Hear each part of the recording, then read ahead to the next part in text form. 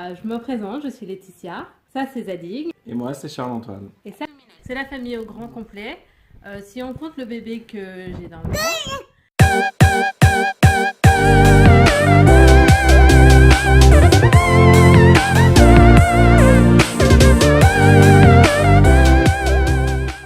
Ah merde, je suis en train de filmer là. Salut la copine. Salut à tous, 4e semaine de grossesse. Et pour introduire cette semaine, j'ai envie de dire, Sésame, ouvre-moi les portes merveilleuses et incroyables et infinies de la grossesse, n'est-ce pas? Parce que cette semaine, votre bébé fait enfin la taille de quelque chose, une graine de sésame. Et oui, passons à la suite. Ça a été dur, très dur de te regarder tous les jours me toiser et de ne pas t'utiliser. Mais je ne l'ai pas fait. J'ai tenu 4 semaines. Et maintenant, c'est l'heure du test, les filles! Alors, petit point sur les tests que vous pouvez trouver sur le marché. Enfin, 2 des tests que vous pouvez trouver sur le marché. Premièrement, vous avez le test avec la fameuse barre. Vous savez, la deuxième barre qui s'affiche. Et souvent, elle est un peu claire. Du coup, c'est un peu difficile à lire. Mais en tout cas, il s'agit du test le plus courant et surtout le moins cher. Deuxième test, le test digital, qui est génial parce que en plus de vous dire si vous êtes enceinte, eh bien, il estime l'âge de la grossesse. Ouais, c'est assez dingue quand on se retrouve avec plus de 5 semaines et qu'on se dit ok, donc tout ce que j'ai fait là, durant ces 5 semaines, ça a impacté mon bébé? En fait, non, pas tant que ça.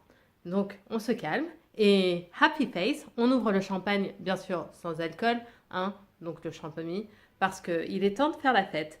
En tout cas, que vous ayez un test positif ici ou là, ce qui est important de faire, c'est d'aller voir ensuite votre gynécologue et de lui demander une prise de sang. Oui, parce que les faux positifs existent, malheureusement. Et du coup, vous n'êtes sûr que lorsque vous avez fait cette prise de sang. Je vais arrêter de remuer ça devant mon nez comme ça. Enfin, c'est très propre, hein, à vrai dire. Enfin bref, je vous propose de voir en image la fameuse annonce surprise de monsieur a donné. Salut chouchou.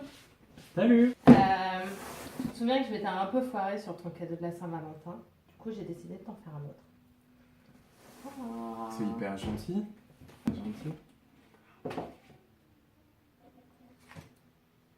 C'est pas vrai? Génial! C'est trop bien! C'est trop bien! Ok, stop, on s'arrête, on reprend tout.